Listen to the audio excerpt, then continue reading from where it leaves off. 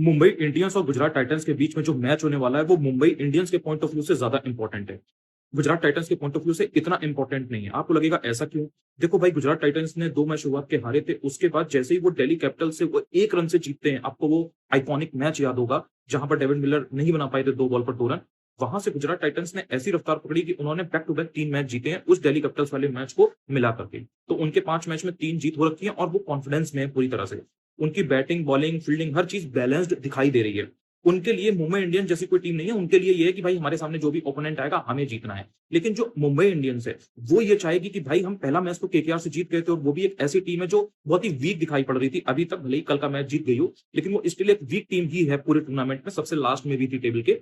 उनको हराने से कोई बहुत बड़ी बात नहीं है, लेकिन बाकी जो 4 मैचेस मुंबई इंडियंस ने अपने खेले जिस किसी के भी सामने, वहां पर वो हारे, चाहे वो राजस्थान रॉयल्स हो या फिर वो रॉयल चैलेंजर्स बैंगलोर हो। तो ये एक कंसर्न मुंबई इंडियंस के लिए ज्यादा है कि भाई अब ये जो छठा मैच है यहां से जरूर जीतो, वो भी गुजरात टाइटंस के सामने, क्योंकि अगर इनके सामने भी नहीं जीतोगे, जो टूर्नामेंट की one of the best teams नहीं है, तो आप फिर किसी के सामने नहीं जीत सकते। जैसे पंजाब किंग्स से हारे, तो मुंबई इंडियंस पंजाब किंग्स के सामने जब आई थी तो उसको ये पहले से पता था कि भाई ये बहुत स्ट्रॉन्ग टीम है। अभी तक पूरी टूर्नामेंट में पंजाब किंग्स की टीम हारी नहीं है, इनके प्लेयर्स फॉर्म में है, हर चीज एकदम पिन पॉइंटेड है, तो इसलिए इनको हराना टफ है, बहुत अच्छा क्रिकेट खेलना पड़ेगा। तो वो एक एक्स्ट्रा प्रेशर था। लेकिन गुजरात टाइटंस के सामने ऐसा नहीं है कि आपको देख के ये लग रहा है कि भाई इनको कोई हरा ही नहीं सकता। तो मुंबई इंडियंस ये चाहेगी कि भाई जो अभी ऑफ ट्रैक हो रखी है वो टीम, वो अब ऑफ ट्रैक से होकर के दोबारा ट्रैक पर आ जाए। मुंबई इंडियंस के लिए भाई कंसर्न ही कंसर्न है। इतनी प्रॉब्लम है कि देखो, सबसे पहले तो मुंबई इंडियंस की जो टीम है वो टीम नहीं लग रही है। ऐसा लग रहा है कि कैप्टन को ध्यान ही नहीं दे रहे हैं, कैप्टन की तरफ कैप्टन की बात ही नहीं सुन रहे हैं टीम के जितने भी प्लेयर हैं। स्पेशली जो इंडियन प्लेयर्स हैं उसमें नमन धीर को अगर आप छोड़ दो, तो बाकी प्लेयर ऐसा लग रहा है कि वो हार्दिक पांड्या के साथ अलाइन ही नहीं कर पा रहे हैं कि हार्दिक पांड्या करना क्या चाह रहे हैं। जिन बॉलर्स को वो जिस टाइम पर बॉल देते हैं, ओवर देते हैं कि भाई आप करो, उस टाइम पर ऐसा लगता है कि यार इनको क्यों दिया।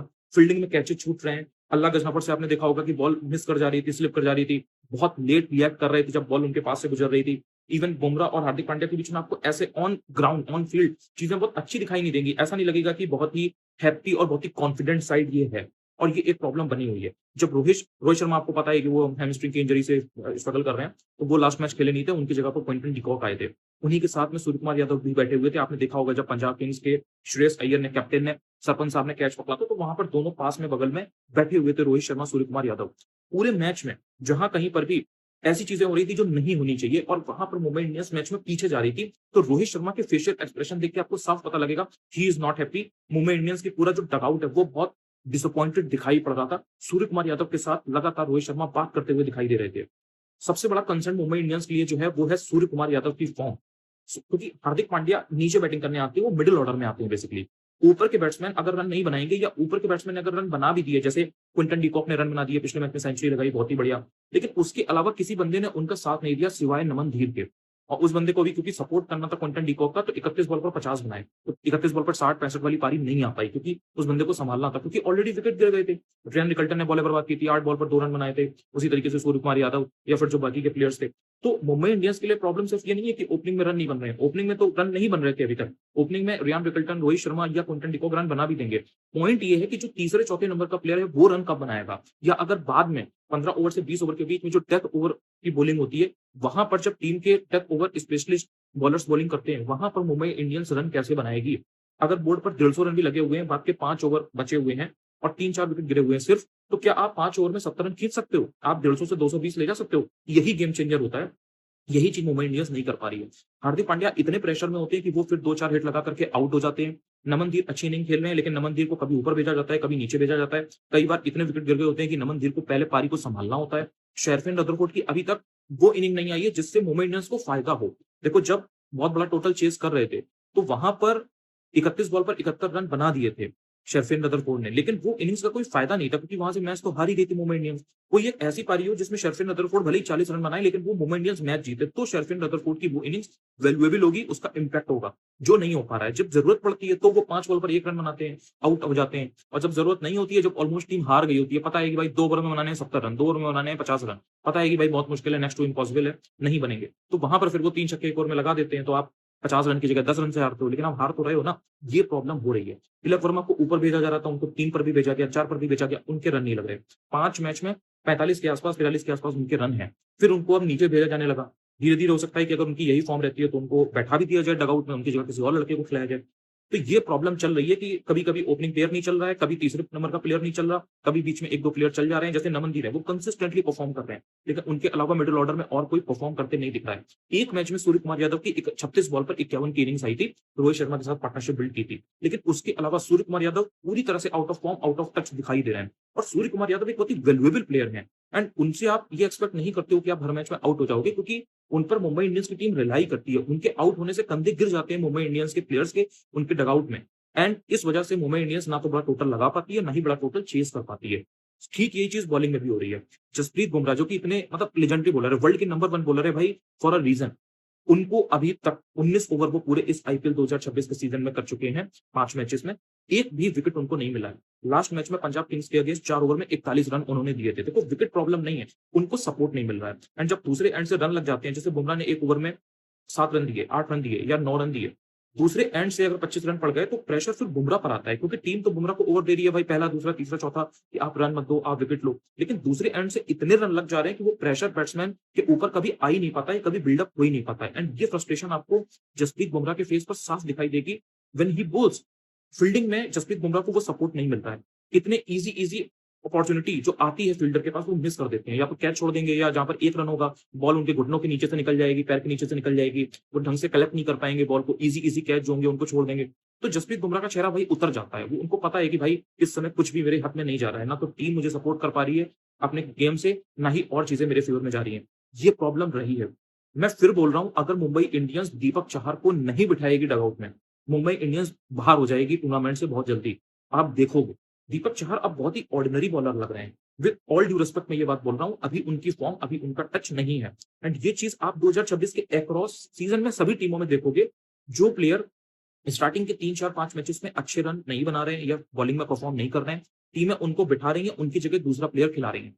भले ही वो दूसरा प्लेयर परफॉर्म ना कर पाए, लेकिन उनको मौका दिया जा रहा है। आपने केकेआर में देखा कि फिन एलन शुरुआत के मैचेस में नहीं चले, उनकी जगह लास्ट के 2 मैचेस में केकेआर ने टिम सैफर्ड को मौका दिया। ठीक यही चीज़ आप देख सकते हो बीच में भी कि ब्लेसिंग जरमानी को जब नहीं इतनी सफलता मिली, तो उनकी जगह पर रॉबिन पॉवेल को फिर खिलाने लगी केकेआर की टीम। तो ये चीज़ और भी टीमें कर रही हैं। किसी में भी आप देख लो, जो टीम अनबीटन है उनकी बात मैं नहीं कर रहा, लेकिन जो भी टीम हार रही है वो चीज़ें क्लिक करने की कोशिश कर रही है कि भाई कैसे हमारी चीज़ें फेवर में जाएँ। मुंबई इंडियंस नहीं कर रही है। ट्रेंट बोल्ट की जगह आप किसी को भी खिलाओ, आप दीपक चहर की जगह किसी और को भी खिला लो, आपको रिटर्न मिल सकता है। लेकिन अगर आप सेम प्लेयर को बार-बार मौका दोगे, जो पुरानी मेमोरीज़ हैं, जो पुरानी चीज़ें हैं इसी टूर्नामेंट की, वो पैनिक करती हैं, वो ट्रिगर करती हैं और वही खराब बॉलिंग हर मैच में दिखाई देती है। दीपक चहर को विकेट नहीं मिल रहे हैं। शार्दुल ठाकुर ने देखो एक मैच बहुत बढ़िया किया, वो जीती भी मुंबई इंडियंस की टीम, केकेआर के अगेंस्ट 3 विकेट ले लिए थे, क्रूशियल विकेट लिए थे, वहीं से मैच केकेआर हार गई थी। लेकिन शार्दुल ठाकुर ने उसके बाद के चारों मैचों में बहुत खराब बॉलिंग की है, ये रियलिटी है। और मुंबई इंडियंस अगर इस चीज़ को एक्सेप्ट नहीं करेगी, हार्दिक पांड्या अगर सोचेंगे कि मैं शार्दुल ठाकुर को अब पूरे 14 मैच खिलवाऊँ, तो आप फिर बॉटम टेबल में नीचे आओगे, फिर आपको इस चीज़ से कोई बचा भी नहीं सकता। क्योंकि शार्दुल ठाकुर अभी तक जो 4 मैच मुंबई इंडियंस हारी है, एक मैच में भी सिंगल मैच आप मुझे बता दो जिसमें वो इम्पैक्टफुल लगे हों, दिखे हों। जिसमें लग रहा हो कि नहीं यार, Shardul Thakur has that potential कि वो दोबारा से बाउंस बैक करके चीज़ें कर सकते हैं। या तो फिर और प्लेयर्स बहुत अच्छी बॉलिंग करें, तो फिर वो जो इतने रन पिटवा रहे हैं वो कवर हो जाता है। लेकिन अगर वो 4 ओवर में 45 रन देंगे, 46 रन देंगे, 3 ओवर में 40 रन देंगे, 2 ओवर में 36 रन दे देंगे, तो इस तरीके की बॉलिंग फिगर्स होंगे शार्दुल ठाकुर के, और बाकी के बॉलर्स भी उसी तरह से पिटेंगे जैसे मयंक मार्कंडे, 2 ओवर में 40 रन, 2 ओवर में 35 रन, 3 ओवर में 45 रन, 3 ओवर में 54 रन। तो फिर मुंबई इंडियंस की टीम का यही हाल होगा जो हो रहा है। इसलिए बॉलिंग में आपको चेंजेस करने पड़ेंगे। जसप्रीत बुमराह के साथ में आप ऐसे बॉलर लाओ जो कम से कम विकेट लेना चाहते हो, एफर्ट पुट करें। उनके पास वो पुरानी चीज़ें ना हो कि अरे भाई मैं इसी लाइन पर बॉलिंग करूँगा, इसी वेरिएशन पे करूँगा। आप मैच के हिसाब से एडप्ट कर पाओ। भले ही वो लड़का नया हो, लेकिन वो आपको विकेट लेके देगा, आपको मैच बना के देगा। एंड जो बाकी की सामने की टीम होगी ना, उनको भी अपनी स्ट्रेटजी चेंज करनी पड़ेगी। अभी तो लोगों को पता है कि भाई दीपक चहर आएगा, इसके ऊपर हमें टारगेट करना है। ट्रेंट बोल्ट आएँगे, इनकी बॉलिंग में कुछ नया है नहीं, हमें मारना है। नए-नए लड़के आकर के 23-23, 24-24 साल के धुन के चले जा रहे हैं भाई इन सब बॉलर्स को। ये रियलिटी है भाई। बुरा लग सकता है शार्दुल ठाकुर के फैन्स को या दीपक चहर के फैन्स को या फिर ट्रेंट बोल्ट के फैन्स को, बट ये सच है और ये कड़वा है बहुत। इसी तरीके से बैटिंग में भी कुछ चीज़ें हैं वो क्लिक नहीं कर रही हैं, आप उनकी जगह दूसरे लड़कों को मौका दो, वो आपको मैच जिताएँगे। और अगर कैप्टन को आप वैल्यू नहीं करोगे, उसको रिस्पेक्ट नहीं दोगे, अगर हार्दिक पांड्या की बात आप नहीं सुनोगे, तो फिर कुछ नहीं हो सकता। वो आपका कैप्टन है, आप उसकी बात सुनो, समझो। भले ही 1-2 मैच आप हारोगे, लेकिन आप जब आपका कैप्टन मेहनत कर रहा है, देखो हार्दिक पांड्या अपने एंड से सारी चीज़ें ट्राई कर रहे हैं, लेकिन उनको टीम का सपोर्ट नहीं मिल रहा है। फिर आप क्वेश्चन करते हो हार्दिक पांड्या को कि भाई हार्दिक पांड्या की टीम हार रही है, मुंबई इंडियंस हार रही है। अरे भाई, प्लेयर्स ऐसा लग रहा है कि इनकी कैप्टेंसी में खेलना ही नहीं चाहते हैं। तो जब टीम की तरह आप खेल ही नहीं रहे हो, तो ये टीम स्पोर्ट है क्रिकेट, तो कैसे जीतेगी मुंबई इंडियंस? मुंबई इंडियंस पूरी स्टार स्टडेड टीम है, उसके बाद भी यही हाल है। तिलक वर्मा, सूर्य कुमार यादव, जसप्रीत बुमराह, रोहित शर्मा, रियान निकल्टन, मिचेल सेंटनर, मतलब एक से एक प्लेयर है। अब थोड़ा अनफॉर्चुनेट ये भी है कि भाई मिचेल सेंटनर को भी इंजरी हो रखी है, वो भी इलनेस की वजह से खेल नहीं पा रहे थे। एक मैच जो खेला था उसमें उनको बहुत ज्यादा रन पड़ गए थे, फिल सॉल्ट ने उनको टारगेट किया था, आपको याद होगा, एक ही ओवर में 3 छक्के लगा दिए थे। और मेन चीज ये है कि यार विल जैक्स कब ज्वाइन करते हैं। विल जैक्स जितनी जल्दी ज्वाइन कर लेंगे, मुंबई इंडियंस की टीम एक अलग लेवल पर आपको दिखाई देगी, क्योंकि ही इज दैट प्लेयर जो ऐसे टाइम पास नहीं करेगा। या तो वो बॉलिंग में 2 विकेट ले लेगा, आपने टी20 वर्ल्ड कप में देखा होगा भाई, वो 3-4 मैच में इंग्लैंड को उसने अकेले अपने दम पर जिताया है। एंड में वो आता है फिनिशर के तौर पर, 10 बॉलें, 12 बॉलें, 15 बॉलें खेलेगा और 200-250 के स्ट्राइक रेट से रन बनाएगा। तो वो एक ऐसा क्लच प्लेयर है ना कि मैंने पूरी टी20 वर्ल्ड कप में उससे बेहतरीन प्लेयर ऑलराउंडर के तौर पर नहीं देखा। उस बंदे ने मिचेल सेंटर को पूरी तरह से कड़ी टक्कर दी। लगातार हर मैच में इंग्लैंड को वो बचा रहा था। तो विल जैक्स जब आ जाएंगे तो मुंबई इंडियंस डेफिनेटली अच्छा करेगी, ऐसी मुझे पूरी एक्सपेक्टेशन है और मैं ये एज्यूम करके चल रहा हूँ कि विल जैक्स बहुत अच्छा परफॉर्म करने वाले हैं। इसी तरफ दूसरी तरफ अगर आप गुजरात टाइटंस की बात करो भाई, इनके में जो 3 प्लेयर है ना, जैसे साई सुदर्शन, शुभमन गिल और बटलर, इन 3 में से कोई 1 या 2 चलते ही चलते हैं। पिछले मैच में आप देख लो केकेआर क्या गया, जॉस बटलर ने 15 बॉल पर 25 बनाए, लेकिन वो आया, उस बंदे ने आते ही आते मारना शुरू कर दिया और उसने शुभमन गिल के साथ मिल करके जो छोटी सी पार्टनरशिप लगाई, उससे पूरा का पूरा प्रेशर गुजरात टाइटंस के ऊपर से निकल गया। उनको पता था कि भाई 180-81 रन का टारगेट है केकेआर का दिया हुआ, ये हम बना लेंगे। साई सुदर्शन आया, उस बंदे ने भी 1-2 बड़े शॉट ही लगाए, उसने भी छक्के लगाए। वो ये नहीं प्रयास कर रहा था कि भाई मैं 1-1, 2-2 खेलूं, मेरे बल्ले से रन नहीं लग रहे, नहीं। इनका इंटेंट बहुत क्लियर है, इनके माइंड में क्लैरिटी है कि हमें जब तक खेलना है, हमें रन बना के खेलना है, हमें टुक टुक टुक टुक नहीं करना है। और ऐसा होता नहीं है कि तीनों के तीनों फेल हो जाएं, कि शुभमन गिल भी ना चले, साई सुदर्शन भी ना चले और बटलर भी ना चले। जिस दिन ये तीनों नहीं चलेंगे, उस दिन गुजरात टाइटंस के लिए बड़ी प्रॉब्लम होगी। मुंबई इंडियंस को अगर मैच जीतना है तो वो प्रॉब्लम आज करके देनी पड़ेगी गुजरात टाइटंस के लिए कि इनका टॉप ऑर्डर उखाड़ फेंको।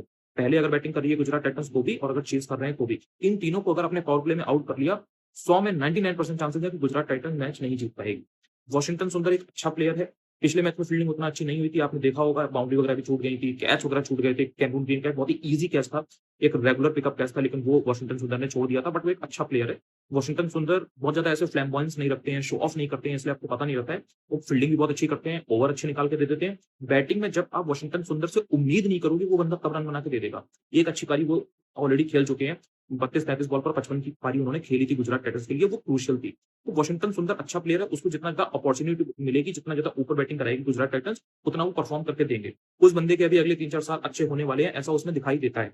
ग्लेन फिलिप्स एक ऐसा प्लेयर है जिसको आपको यूटिलाइज करना पड़ेगा, आपको एक क्लियर रोल के साथ ग्लेन फिलिप्स को भेजना पड़ेगा, वो बंदा आपको रन बना के देगा। ग्लेन फिलिप्स उन बहुत चुनिंदा प्लेयर्स में से हैं ऑल ओवर वर्ल्ड जो स्पिन और फास्ट दोनों को अच्छा खेलना जानते हैं, जो फील्डिंग बहुत अच्छी करते हैं, बैटिंग बहुत अच्छी करते हैं, बॉलिंग भी अच्छी करते हैं। ग्लेन फिलिप्स से आप 1-2 ओवर भी करा सकते हो, फील्डिंग की तो कोई बात ही नहीं है। पिछले मैच में केकेआर के अगेंस्ट भी आप देख लो, ग्लेन फिलिप्स ने कितना अच्छा कैच पकड़ा था। और ग्लेन फिलिप्स एक ऐसा प्लेयर है पूरे वर्ल्ड में जो प्रेशर सिचुएशन में आकर के आपको निकाल देगा, आपको बचा के देगा मैच। वो एक ऐसा प्लेयर है कि अगर 3 विकेट 20 पर भी गिर गए होंगे ना, जैसे शुभमन गिल, बटलर और साई सुदर्शन, ग्लेन फिलिप्स के पास वो कैलिबर है कि वो बंदा 20 पर 3 से 120 रन बनवा देगा आपकी टीम के। लेकिन आपको भरोसा करना पड़ेगा, उसको भी वॉशिंगटन सुंदर के साथ अपॉर्चुनिटी देनी पड़ेगी। ये थोड़ा-सा टफ है, लेकिन ये सच्चाई है कि राहुल तेवतिया और शाहरुख, इनको मौके तो दिए जा रहे हैं, बट ये उस मौके को भुना नहीं पा रहे हैं अभी। इनकी जगह या तो आप किसी दूसरे प्लेयर को ट्राई कर लो, वरना फिर जिस दिन जरूरत पड़ेगी और आप मैच हारोगे शाहरुख खान या राहुल तेवतिया की वजह से, उस दिन आप ये चीज देखोगे कि भाई ये उस टच में इस 2026 के सीजन में भी दिख नहीं रहे हैं और इनकी जगह किसी दूसरे लड़के को मौका दिया जा सकता है। या तो आप उस चीज का वेट कर लो कि ये कब रन बनाते हैं, या ये चीज का वेट कर लो कि ये कब रन नहीं बनाते हैं, तो इनके इसके बाद हम मौका देंगे किसी दूसरे प्लेयर को। राशिद खान, कागिसो रबाडा, इन्होंने बहुत अच्छी बैटिंग की थी राजस्थान रॉयल्स के सामने। तो मेन चीज ये होगी कि क्या इन दोनों प्लेयर को थोड़ा-सा ऊपर भेजा जा सकता है अगर बाद में 17 ओवर 18 ओवर हो गए तो? क्योंकि राशिद खान अब लोगों ने देखा है कि एक मैच विनर है। वो बंदा बॉलिंग और फील्डिंग तो अच्छी करता ही करता है, लेकिन बैटिंग में भी उसने कई बार आ करके वो हेलीकॉप्टर शॉट लगा के और एक एग्रेशन के साथ क्रिकेट खेल करके 25-30 रन तेज बनाए हैं 10-12 बॉल पर, 9 बॉल पर और मैच जिताया है। तो राशिद खान को आप थोड़ा-सा ऊपर भेज सकते हो। इवन कागिसो रबाडा बिल्कुल एकदम ऐसे ब्लाइंड स्लॉगर टाइप नहीं है, वो भी 2-3 अच्छी हिट लगा लेते हैं। तो आपको अगर लग रहा है कि बाद के 1-2 ओवर बचे हैं, तो आप अगर बाकी प्लेयर आउट हो गए तो आप कागिसो रबाडा को ऊपर भेज दो। अगर उसने 3 बॉल में 2 बॉल भी फंसा दी, तो आपके लिए तो फायदा है भाई। अगर 10 रन भी उसने 3-4 बॉल पर बना दिए, वो फायदा ही है, क्योंकि एक-एक रन से मैच फंस रहा है। एक-एक रन से आपने देखा है टीमें मैच हार रही हैं, तो बहुत क्रूशियल है ये। बॉलिंग डिपार्टमेंट में गुजरात टाइटंस भाई स्ट्रांग ही स्ट्रांग है। मतलब Rashid Khan top notch bowler भाई, अफगानिस्तान का फॉर्म भी अच्छी रही है, रन भी कम दे रहे हैं, विकेट भी ले रहे हैं। पिछले मैच में जरूर कैमरून ग्रीन ने उनको टारगेट किया था, उतना अच्छी बॉलिंग उनकी नहीं आई थी। लास्ट ओवर में हालांकि विकेट ले लिया था, लेकिन उन पर रन लगे थे बेसिकली। लेकिन उसके पहले राशिद खान ने वो मोमेंटम गेन कर लिया है, वो लाइन लेंथ वेरिएशन उनके पास है ही, उनको उन पर रन बनाना इतना आसान नहीं हो रहा है। प्रसिद्ध कृष्णा ने भाई 2025 में जहां से सीजन खत्म किया था, वो बंदा वहीं से शुरू करके आया है। प्रसिद्ध कृष्णा इतना इंप्रूव्ड, इतना अच्छा बॉलर दिखाई पड़ रहा है कि मैं तो उस बंदे का फैन हो गया हूँ लिटरली। प्रसिद्ध कृष्णा आपको देखने में ऐसे पता नहीं लगेगा, लेकिन उस बंदे की जो लाइन लेंथ है, जो वेरिएशन है, भाई वो टी20 मैच में रेगुलरली 2-3 या इवन 4 विकेट लेकर के जाता है। बहुत कम ऐसा होता है कि प्रसिद्ध कृष्णा बहुत ज्यादा रन दे दें और वो विकेट ना लें। और वो एक ऐसा प्लेयर है जो डेथ ओवर में भी बॉलिंग करता है, पावर प्ले में भी आप करा लो, मिडिल ओवर में भी करा लो, मतलब वो जेन्युइन विकेट टेकर है और ये सबसे बड़ी स्ट्रेंथ है गुजरात टाइटंस की। थोड़े बहुत रन लगेंगे, लेकिन वो इतना हिम्मती बॉलर है, इतना साहसी बॉलर है कि वो जब भी आप उसको ओवर दोगे, आप ये चीज के लिए तैयार रहो कि भाई 2-3 छक्के तो पड़ जाएंगे या चौके तो निकल जाएंगे, लेकिन ये बंदा कभी भी विकेट लेके दे सकता है और बड़े विकेट लेके देगा। और प्रसिद्ध कृष्णा इतना दिमाग से बॉलिंग करते हैं ना कि आप वो जो मैच जीता था ना, आप वहां पर देखो, डेविड मिलर 2 बॉल पर 2 रन चाहिए थे, उसके पहले एक छक्का लगा था, सामने छक्का मारा था डेविड मिलर ने प्रसिद्ध कृष्णा पे, बट उसके बाद भी उसने अपना काम कंपोजर खोया नहीं। वो शांति के साथ बॉलिंग करता रहा, दिमाग लगाता रहा, फील्ड प्लेसमेंट और सारी चीजें उसी हिसाब से रही एंड उस बंदे ने काम करके दिया अपनी टीम को, वो मैच जिताया था भाई उसने। बहुत कम प्लेयर ऐसे हैं जो ये काम कर पाते हैं। बहुत अच्छा सपोर्ट मिल रहा है प्रसिद्ध कृष्णा और राशिद खान को, कगिसो रबाडा का और मोहम्मद सिराज का। मोहम्मद सिराज ने आप देखो लास्ट मैच में 4 ओवर में सिर्फ 23 रन दिए थे और 2 विकेट लिए थे। अगर कगिसो रबाडा को 4 ओवर में 29 रन के 3 विकेट मिले थे, तो सिराज ने केवल 23 रन देके 2 विकेट लिए थे, मतलब उसका इकोनॉमी 6 से भी नीचे है। बिकॉज कगिसो रबाडा टीम में है, राशिद खान टीम में है, प्रसिद्ध कृष्णा को बहुत ज्यादा विकेट मिल रहे हैं, तो वो one of the highest wicket takers हैं। तो इस वजह से कई बार बहुत पीछे रह जाते हैं मोहम्मद सिराज। लेकिन मोहम्मद सिराज जो इम्पैक्ट लेकर के आता है, मोहम्मद सिराज जो एंड में भी बॉलिंग करने में माहिर है भाई, वो उनको इंडिया का भी एक्सपीरियंस है, पावर प्ले में भी बॉलिंग करते हैं, मतलब वो बंदा कभी भी किसी भी दिन आकर के टीम के 3-4 प्लेयर बड़े बड़े जो होंगे ना, उनको आउट करके दे देगा। ये ताकत है गुजरात टाइटंस की और ये इनकी बॉलिंग सबसे बैलेंस्ड है। देखो एलएसजी की बॉलिंग की बात की जाती है, लेकिन वहां पर एक्सपीरियंस की कमी है। यहाँ पर जो अपनी अपनी टीमों के कंट्रीज के बेस्ट प्लेयर हैं, जैसे राशिद खान इंटरनेशनल अफगानिस्तान के, या फिर कगिसो रबाडा साउथ अफ्रीका के मेन बॉलर, भाई टी20 ओडीआई टेस्ट हर चीज खेलते हैं। सेम यही चीज मोहम्मद सिराज के साथ भी है। प्रसिद्ध कृष्णा भाई उनको डोमेस्टिक का किंग माना जाता है, मतलब वो इतना ज्यादा एक्सपीरियंस लेकर के आते हैं। एंड उनके पास सिर्फ एक बंदा ऐसा है, अशोक शर्मा, जो उतना एक्सपीरियंस्ड नहीं है, लेकिन उस बंदे ने डोमेस्टिक में अपनी परफॉर्मेंसेस से प्रूव किया है कि उसके पास टैलेंट है। Ashok Sharma consistently 145 plus kilometre per hour की स्पीड से बॉलिंग कर रहे हैं, 150 टच कर रहा है वो बंदा, 149 टच कर रहा है। एंड पर्सनली मैं बताऊं तो मैं सन 2000 से क्रिकेट देख रहा हूँ। मुझे बहुत अच्छा लगता है जब अपने इंडिया में कोई फास्ट बॉलर आता है, जैसे एक टाइम पर मुनाफ पटेल आए थे, या फिर जई खान होते थे, आशीष नेहरा होते थे, तो हमारे पास बहुत अच्छे अच्छे बॉलर रहे हैं, लेकिन रेगुलरली नहीं आए हैं या उनकी फॉर्म कंसिस्टेंट नहीं रही है। जैसे नवदीप सैनी आए, बहुत नाम हुआ, सारी चीजें हुई, फिर उनअब भी आपको उनको मौका दिया गया, या फिर नटराजन को मौका दिया गया, लेकिन कोई भी प्लेयर ऐसा नहीं हुआ वो 10-12 साल खेल जाए। ईशांत शर्मा का इसीलिए बहुत नाम है कि भाई वो बंदा इतने सालों से खेल रहा है। इसी में ठीक चीज होती है कि भाई अशोक शर्मा जैसा प्लेयर आता है जो पेस के साथ बॉलिंग करता है, लाइन लेंथ अच्छी है उस बंदे की, वेरिएशन भी उस बंदे के पास है, विकेट भी वो लेते हैं, 2-2 बड़े बड़े विकेट ले लेते हैं। आपने पिछले मैच में भी देखा होगा कि भाई रॉबिन पाउल को आउट किया था। तो इस बंदे के पास हर वो चीज है जो इंटरनेशनल प्लेयर के लिए जरूरी है या आईपीएल में मैच जिताने के लिए जरूरी है अपनी टीम को। बस इस बंदे को सपोर्ट की जरूरत है। देखो उनके पास पेस है, तो अगर स्मार्ट बैट्समैन होगा ना, कभी स्कूप खेल देगा, कभी स्लाइस कर देगा, कभी सामने मार देगा, कभी पेस का यूज करके निकाल देगा, कभी कोई विराट कोहली जैसा प्लेयर होगा तो फ्लिक कर देगा, रोहित शर्मा जैसा प्लेयर होगा तो हुक कर देगा, सूर्य कुमार जैसा प्लेयर होगा तो वो अपना पीछे लेफ्ट शॉट निकाल देगा। लेकिन अशोक शर्मा ने ये कमिटमेंट दिखाई है, ये डेडिकेशन दिखाया है कि भाई तुम मुझे ओवर दोगे शुभमन, मैं तुम्हें विकेट लेके दूंगा, रन जाएंगे लेकिन मैं सही लाइन पर दोबारा से बाउंस बैक करूंगा। ये एक बहुत बड़ी ताकत है गुजरात टाइटंस की। इसलिए अगर मुंबई इंडियंस को गुजरात टाइटंस जैसी टीम को हराना है, तो एक्चुअल में मेहनत करनी पड़ेगी, अपना बेस्ट खेल दिखाना पड़ेगा। मैंने बोला था कि अगर एलएसजी को पंजाब किंग्स को हराना है, तो हर प्लेयर को अपनी लाइफ का बेस्ट क्रिकेट खेलना होगा, जो कि वो नहीं खेल पाए। Although they tried very well, but वो उतना काफी नहीं था, एनफ नहीं था। ठीक इसी तरह से अगर मुंबई इंडियंस को आज जीतना है गुजरात टाइटंस से, तो पूरी जान लगानी होगी, क्योंकि ये जो स्टेडियम है नरेंद्र मोदी स्टेडियम अहमदाबाद का, यहाँ पर मुंबई इंडियंस ने अपने लास्ट जो भी 5 मैच खेले हैं वो हारे हैं। और गुजरात टाइटंस का यहाँ पर रिकॉर्ड बहुत बढ़िया है, वो अपने मैदान में यहाँ पर नहीं हारते हैं। एक लास्ट चीज मैं और बोलूंगा कि शुभमन गिल बुमराह के अगेंस्ट बहुत अच्छी बैटिंग करते हैं, उनको टारगेट करते हैं। बुमराह को अगर कोई प्लेयर खेल पाता है बहुत कायदे से, तो उसमें एक श्रेयस अय्यर है और दूसरे शुभमन गिल है। ये चीज आपने प्लेऑफ में भी देखी होगी, पहले भी आपने देखी होगी। मुंबई इंडियंस बहुत पसंद है शुभमन गिल को, वो सेंचुरी तक लगा चुके हैं मुंबई इंडियंस के अगेंस्ट। तो अगर शुभमन गिल को आउट कर लेते हो जल्दी, तो आपको एक अपर एज रहेगा, एक आपको कॉन्फिडेंस रहेगा कि भाई मैंने शुभमन गिल को आउट कर लिया है। इन चीजों पर अगर ध्यान देती है मुंबई इंडियंस, तो ये मैच मुंबई इंडियंस का है और बहुत कॉन्फिडेंस देगा, क्योंकि गुजरात टाइटंस की बहुत ही बैलेंस्ड और स्ट्रॉन्ग टीम है। लेकिन अगर इन चीजों पर काम नहीं किया, तो आप खुद देख लोगे कि गुजरात टाइटंस इनको कितनी बुरी तरह हराती है अपने ही घर में। चैनल को सब्सक्राइब जरूर कर लेना अगर मेरे वीडियोस आपको थोड़े भी लगा करें इन्फॉर्मेटिव। Thank you.